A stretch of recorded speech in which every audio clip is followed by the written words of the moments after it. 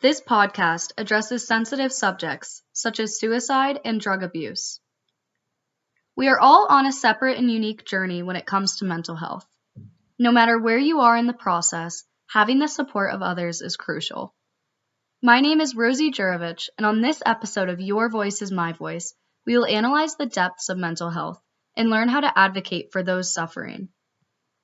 During the first few years of our lives, the mind soaks up information like a sponge.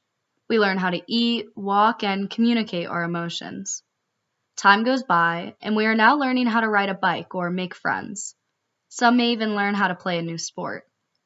Our parents watch us through proud eyes, and in that moment, their struggles or worries are forgotten. The laundry can be folded tomorrow, and the taxes can be done another day.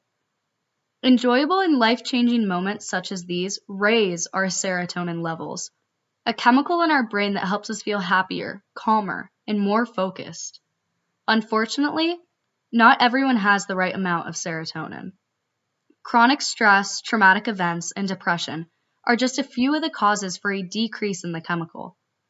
These factors can have an impact on our life at any given time, and the brain must adapt and work harder to accompany these adjustments. The same mind that learned how to ride a bike is now grieving the loss of a loved one, or is fighting negative thoughts. The fear that we once had of recess ending has now turned into a fear of being in debt. You see, our brains are unique. They grow as we grow. Like a computer, the brain is coded in a way that makes it adapt to their users' needs. But why don't we treat them as nicely as our factory-made laptop? Caring about materialistic items is not a bad thing, but it becomes one when we forget about the greatest luxury of all, ourself. Self-doubt is not a foreign idea. Rather, it is something that almost everyone has struggled with. Focusing too much on the negative, having a low self-esteem, or being too hard on yourself are all examples of this. Pinpointing where that inner critic originated from is the first step in starting a path towards self-love. Take a moment to think about what experiences have caused you to doubt yourself. Who has made negative statements towards you, and of those, which one still affects you? After identifying these lingering memories and comments, I want you to think about the accomplishments that you have made in your life, like job opportunities or friendships. Understand that those employers saw great potential in you, and that those people became your friends because they saw the ray of sunshine that you would bring into their lives. I encourage you to continue breaking down these negative thoughts by replacing them with self-affirmations. You can practice mindfulness alone, in a group, or even with a therapist. If you think that therapy would be beneficial to you, Boise State offers individual and group sessions, both of which can be scheduled by calling the number 208-426-1459 or by talking to a secretary at the University Health Services, found on the second floor of the Norco building. The passion that I have for prioritizing mental health and helping others drove me to find an organization with similar views. After doing a few quick searches, I came across the Speedy Foundation in downtown Boise. This nonprofit was named after the Olympic skier and Idaho native, Speedy Peterson. Speedy won multiple Olympic medals and could pull off gravity-defying jumps. He was known to be someone who always had a smile on his face and a twinkle in his eye. Unfortunately, after an ongoing struggle with depression, alcohol abuse, and suicidal thoughts, he took his own life on July 25th of 2011. If you or somebody that you know of is struggling with suicidal thoughts, please call the suicide prevention number 800-273-8255 or reach out to the 24/7 Lifeline that can be found on suicidepreventionlifeline.org. The Speedy Foundation was later made in remembrance of him. The organization provides education on mental health and suicide awareness. I was fortunate enough to interview the director and co-founder, Shannon Decker. Shannon teaches several mental health classes and facilitates a suicide prevention training known as QPR, Question, Persuade, and Refer. The trainings teach people how to recognize the warning signs of suicide, persuade correctly, and refer someone to help. Being that Shannon is so involved with these trainings, I wanted to hear more about her outlook on them. In response to my curiosity, she said, Mental health first aid originated in Australia, And it's really just increasing mental health literacy. The goal is to make people more aware, to be able to talk about it, because our mission is to advocate, to hold conversations, and to provide education when it comes to mental health and suicide prevention.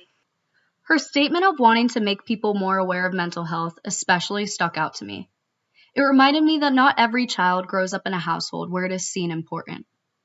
I previously mentioned that traumatic events can have an impact on someone at any given age. If those affected lack coping skills or don't feel acknowledged by their loved ones, the trauma will only grow bigger.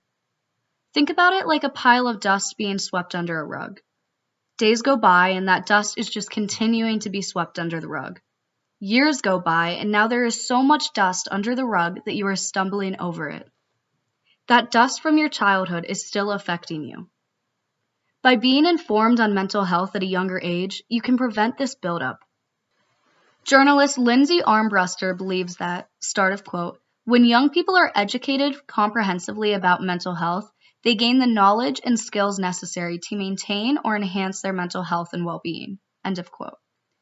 Like learning how to ride a bike, the skills a child learns about mental health will stick with them forever. Future generations will also be more informed and capable of having conversations about the subject.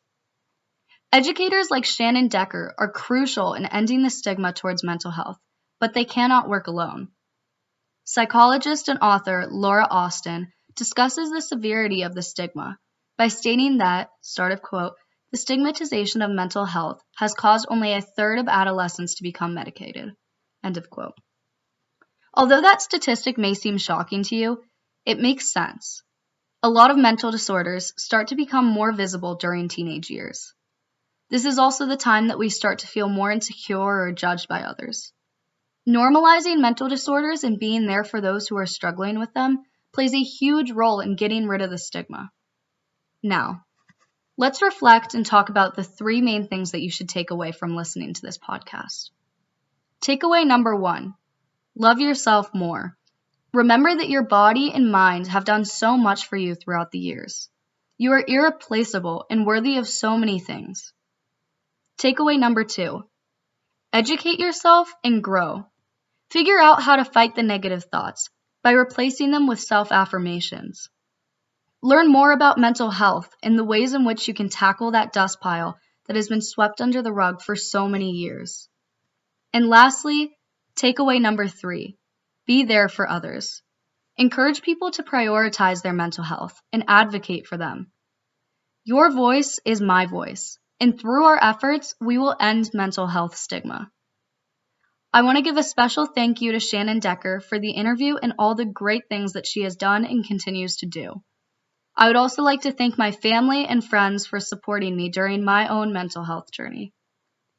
All of the resources and contact info that I mentioned will be linked below. Thank you so much for listening.